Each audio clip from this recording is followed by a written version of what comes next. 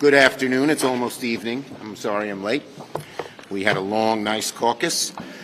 Okay, and I'm glad to be joined by Senators Murray, Stabenow, and our great friend and leader, Senator Durbin came, and Senator Durbin, but our great friend and leader, Senator Leahy. Well, as everyone saw last night and early this morning, things are moving in the right direction. Chairman Leahy and Ranking Member Shelby released a long-sought, bipartisan, bicameral, omnibus appropriations bill at 1:30 a.m. this morning for fiscal year 2023. And after a lot of hard work, this package represents an aggressive and essential investment in American families, American workers, and in our national defense. It will give our troops a raise, it'll make health care more affordable for millions, and it fulfills the promise Democrats made to defend democracy at home and abroad.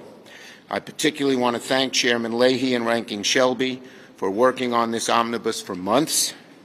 The bill's a fitting tribute to send off our two esteemed appropriators. If the omnibus goes down as their final legislative contribution as senators, then I say bravo, well done, thank you. The sooner we pass the omnibus, the better, and I'm hopeful no senator will stand in the way of finishing our work before Friday.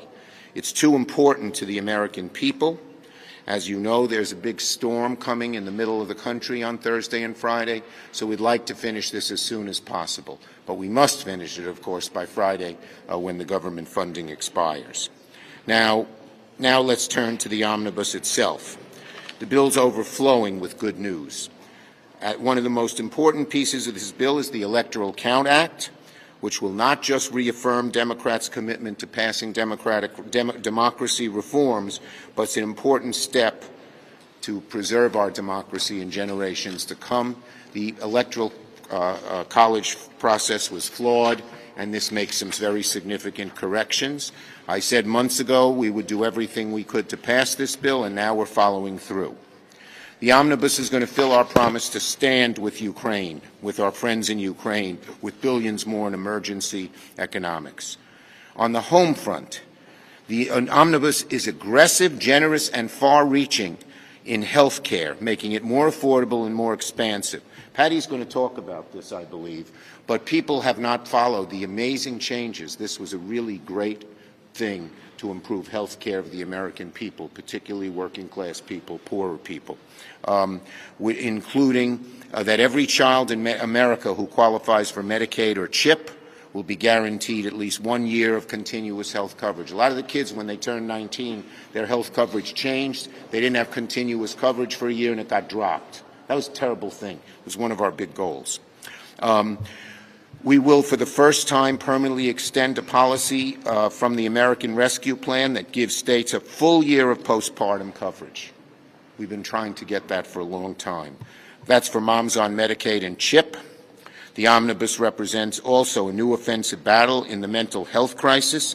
I really fought hard, along with Senator Stabenow, who will talk about it, to make sure this package will allow seniors to get Medicare coverage for counseling, including funding to train new psychiatrists, create mental health mobile units, instruct Medicare to cover outpatient mental health.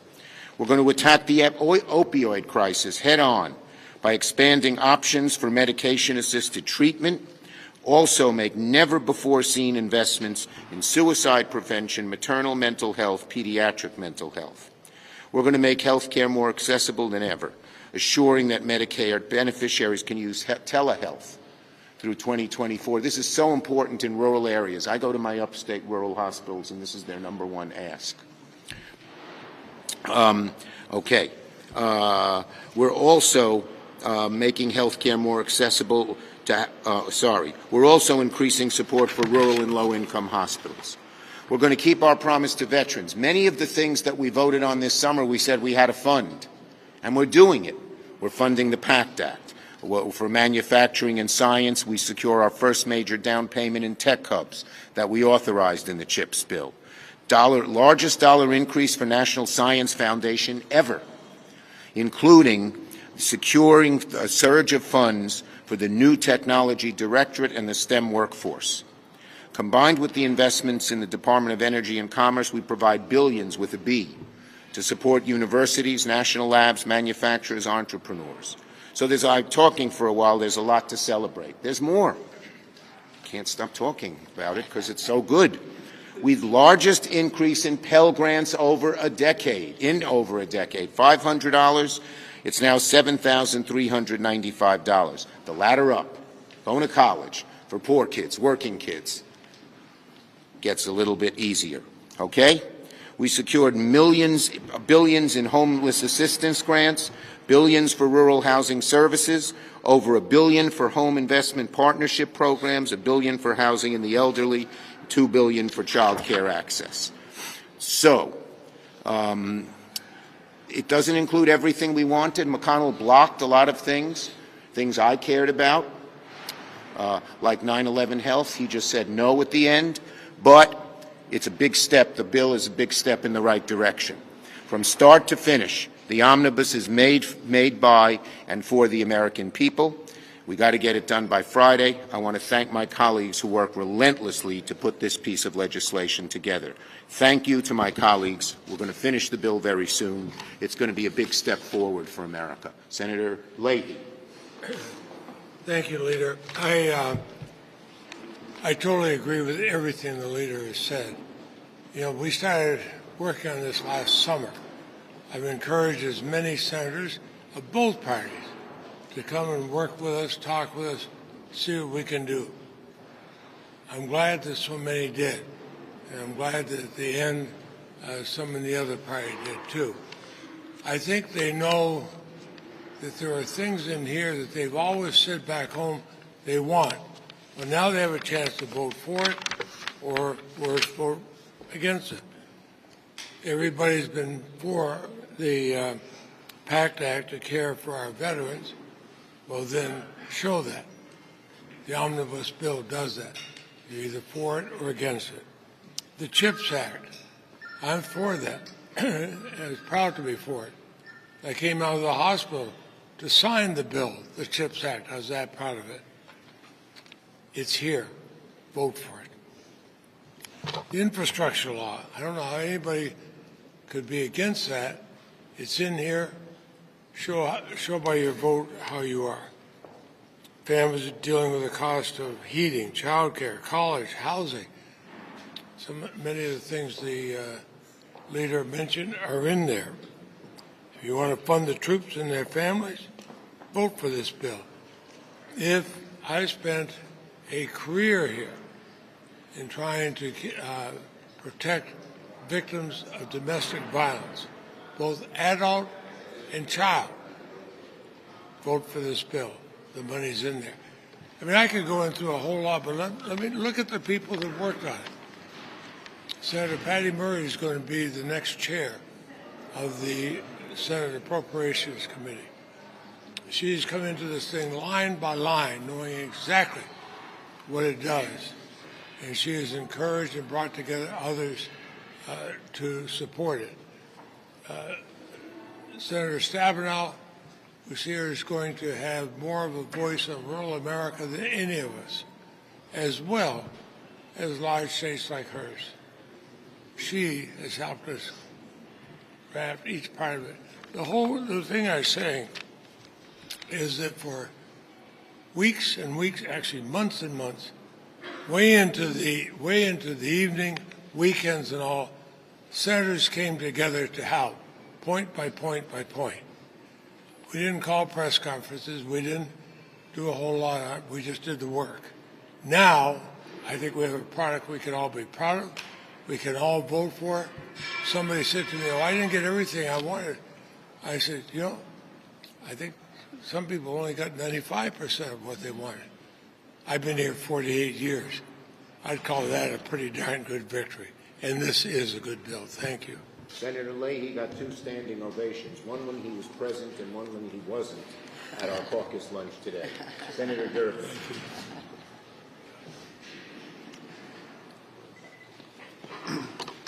Many of your editors and close friends have asked that before you return, you ask how many Article 3 judges have been approved for lifetime appointments by this Congress.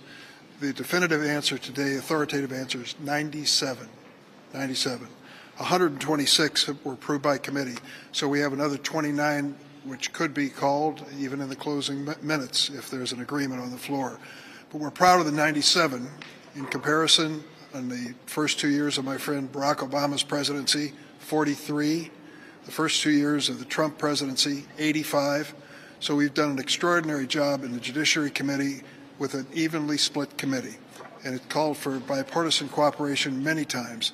And we've been able to bring that cooperation to the floor because we have diversity in the ranks of these new judges, and every single one of these judges was judged well qualified by the American Bar Association. That was not the case during the last 4 years. There's more work to be done when it comes to the judges that are held over. We'll do our best to move on it in an expeditious way. One last point I want to make to you, this omnibus bill has many, many, many provisions. There's one in particular that I'm proud of that Senator Bill Cassidy and I put together. Have you ever bought anything on the internet? I'll bet you have. What's the likelihood that what you bought was stolen or counterfeit? Unfortunately, it's a very high likelihood. Now we're going to have disclosure of the actual sellers on the internet. This is at the request of retailers across America who were being looted and stolen from, and their products were sold on the internet. Now, finally, we're going to have a requirement of disclosure of those sellers' identities so we can catch those that are fencing stolen goods or selling counterfeit goods. It's just one of the features of an omnibus bill that has many good features. Senator Murray, as I mentioned, did an amazing job on health care that most folks don't know about, so please pay careful attention. Well, thank you very much, Mr. Leader. Thank you to all of you. And, you know, this end-of-the-year funding deal package is a very big deal. Funding the government, what does that really mean? Well, for students who are struggling to cover tuition or rent, it means making ends meet just got a little bit easier. We worked with our Republican colleagues to increase the Pell Grants by $500. That is the biggest increase in a decade. For workers who are fighting for a safe workplace, better benefits, and the ability to form a union, it means better protection for their rights because we included a long overdue funding increase for the National Labor Relations Board. For parents who are struggling to find quality, affordable child care, it means help is on the way. We increased child care funding by a third with a bipartisan $1.85 billion increase for our federal child care program. It's not everything we wanted, but believe me, you've heard me talk about child care many times, but this is a badly needed lifeline for providers who are struggling to stay open and parents who are trying to find affordable child care and keep their heads above water. Democrats understand how we spend these dollars. That is a reflection of our values, which is why we fought for these investments, along with increases in funding for everything from public schools, mental health, public health systems, workforce development and apprenticeships, substance use disorder prevention and treatment services, and a lot more. I'm especially proud that in addition to the funding, we were able to include many of the bipartisan bills that my colleagues and I on the Help Committee negotiated. The Bipartisan Prevent Pandemics Act to overhaul and strengthen our pandemic preparedness efforts and response, from strengthening our supply chains to setting up a mission control center at the White House, is in this package. A bipartisan FDA reform package to put patients over companies' bottom lines, and for the first time ever, to empower FDA to finally conduct oversight of cosmetics. We have a bipartisan mental health and substance use disorder package in this that supports states as they tackle fentanyl and a worsening opioid crisis.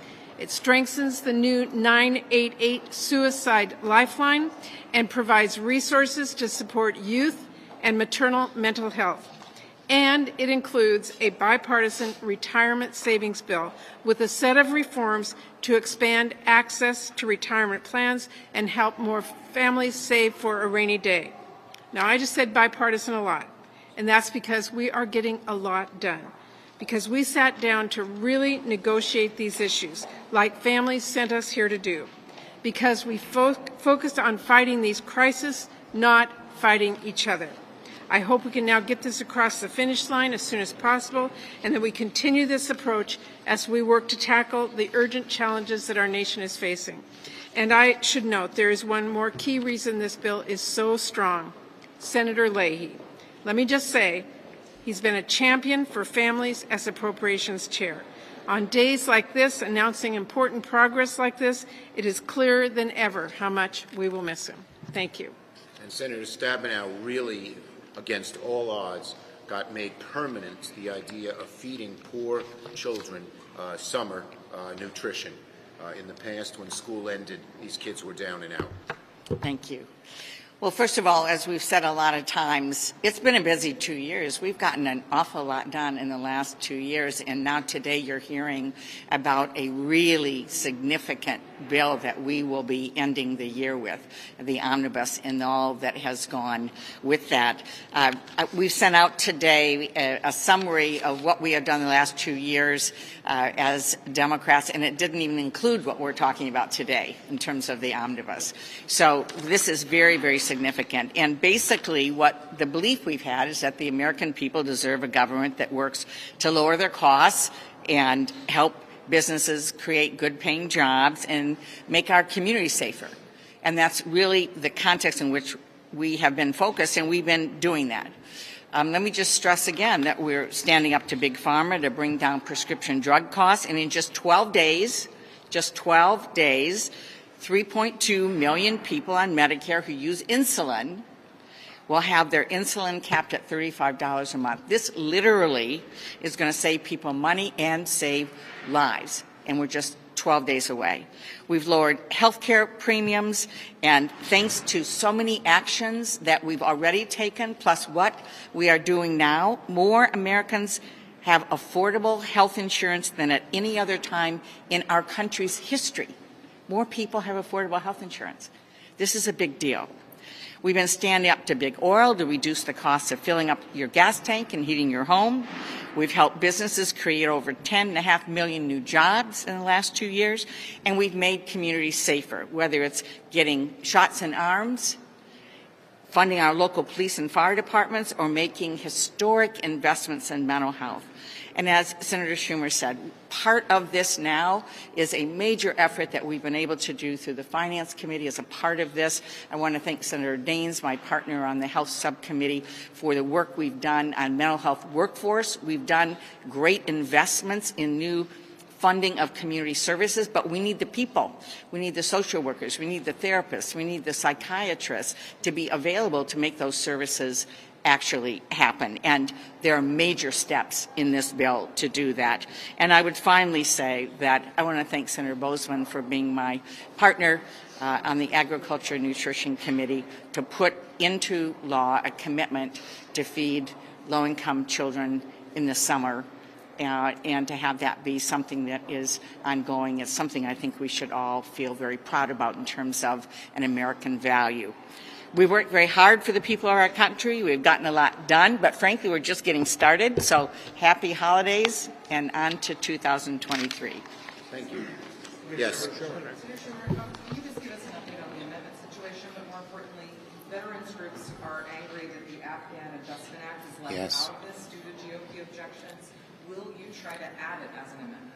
Okay. Look, we're working to get this bill done as quickly as we can. We have time deadlines, and we'll see how that all works through. But we have to get it done and get it done quickly. On the Afghan refugees, it was a very high priority. It had some good Republican support, but unfortunately the Republican leadership blocked it. These are people who risk their lives for our soldiers and for our country, and we should be rewarded. In the past, in previous engagements, we always did this and allowed them all their rights. But we didn't do it this time. We're going to keep fighting for it. Manu. Sure. How is it in a functional process to drop a 4,100-page bill this morning, expect to vote on it tomorrow? Most of Congress hasn't had a chance to review this. Look, the bill has been carefully worked on by the Appropriations Committee for a very, very long time. Most of the provisions of the bill were well known weeks and weeks and weeks in advance. And getting this bill done for the American people, which really matters, is the most important thing. Yes. Did Democrats miss an opportunity to deal